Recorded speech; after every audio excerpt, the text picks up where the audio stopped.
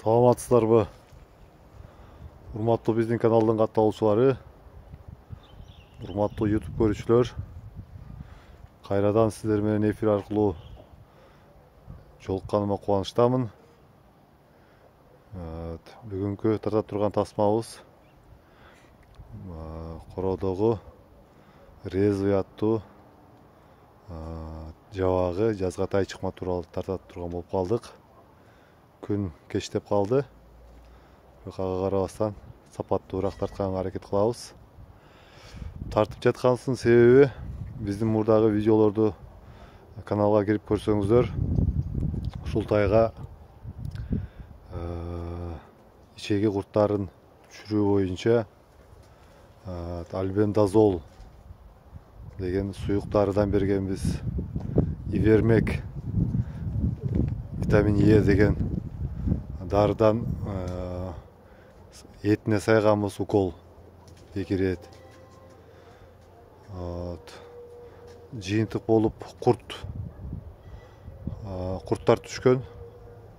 Узун ак курттар, нематозу деп коет экен. Адан тышкары кызыл майда курттар түшкөн. Түштү буюрса болду. Жылкы оңолдо турган болду десек, кайрадан эле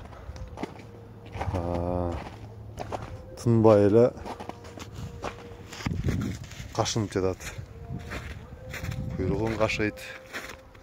Бул жерде көрсөңүздөр, мынакей куйруктары мындай болуп кашылып эле мойнун кашыйт.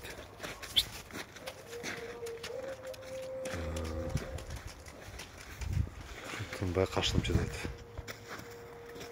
Анан эмеден интернеттен окуп, ветеринарлардан сурасак, ошо курттар теридеги курттар калып калышы мүмкүн дейт. Теридеги курттар. Антан азыр ошо тери курттарына тышкары бир дары берди. Ошол дарыны азыр беребиз. Кандай кылып колдонобуз? Ошол тууралуу азыр тасманы улап тартабыз. Так, туугандар, видеосу улап тартабыз. Бүгүн 10 январь 2023 жыл. Эшикте сонун болуп кар жаап баштады. Кечөөүн тасмабыз кеч болуп кеткенине байланыштуу токтотуп койдук. Бүгүн улап тартабыз. Мына айткандай, кеч айткандай, бул тайга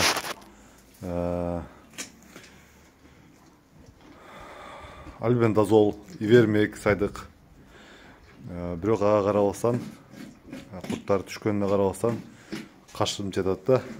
Куйруктарды алды эле монтип түзөт, мойнун кашыйт, тыным албай эле кашып жатат. Ошол себептен дагы ветеринарлардан сурасам, моундай дары беришти. Азыр ушуну колдонойм деп жатам. Моундай дары экен. Fly Block наружно дейт. Муну моундай тайларга бир ушундай жетиштүү болот деди. Чоң жылкыга 2 ушундай тюбик. Бул жалынан баштап куйругуна чейин жону менен суюк болот дейт, куюп себиш керек экен. Бул ушул сырттагы теридеги курттарды өлтүрөт деп жатат да. Азыр сиздердин көзүңүздөрчө колдонобуз. Так. Резвый.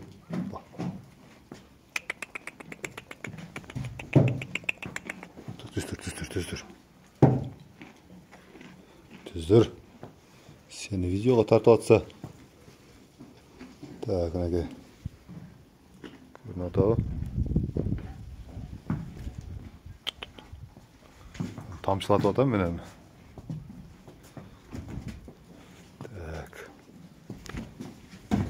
Так. Ушул жагына көбүрөөк тамчылатайын. O жалдарына.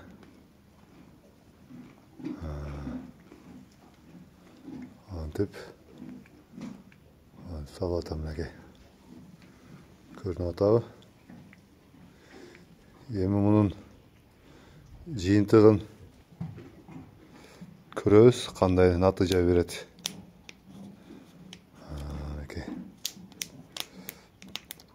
Бұл мал доғдырын айтуысы бойынша ошо сыртындагы, терінің сыртындагы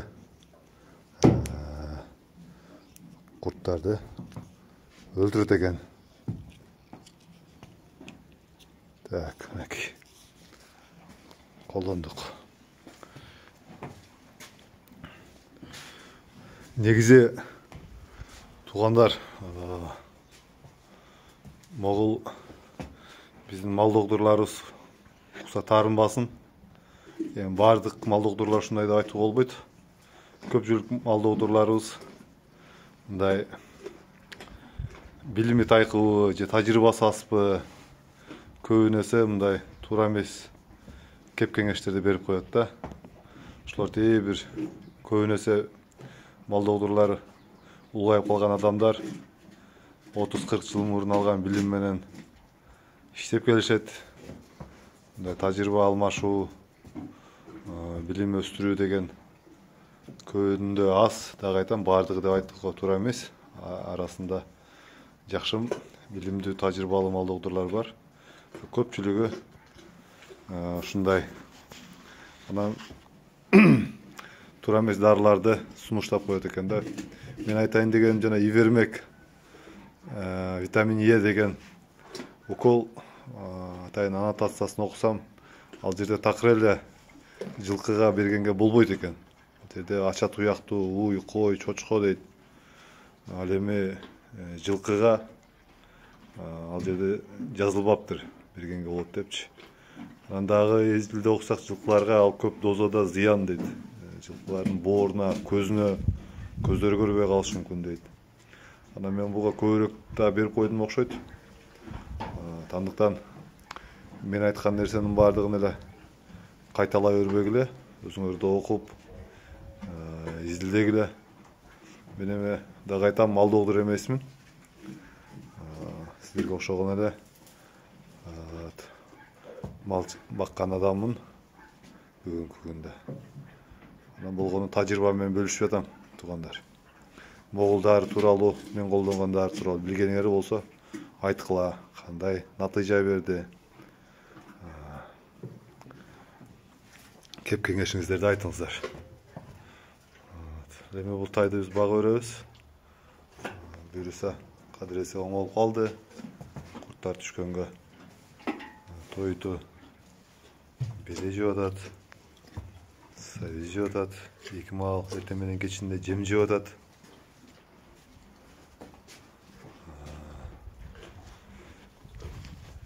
Жакшы. Анан дагы могундай витамин алып келдим азыр. Көрсөтөйүн ошол витамин тууралуу. Могундай витамин алып келдик. Порошок түрүндө экен.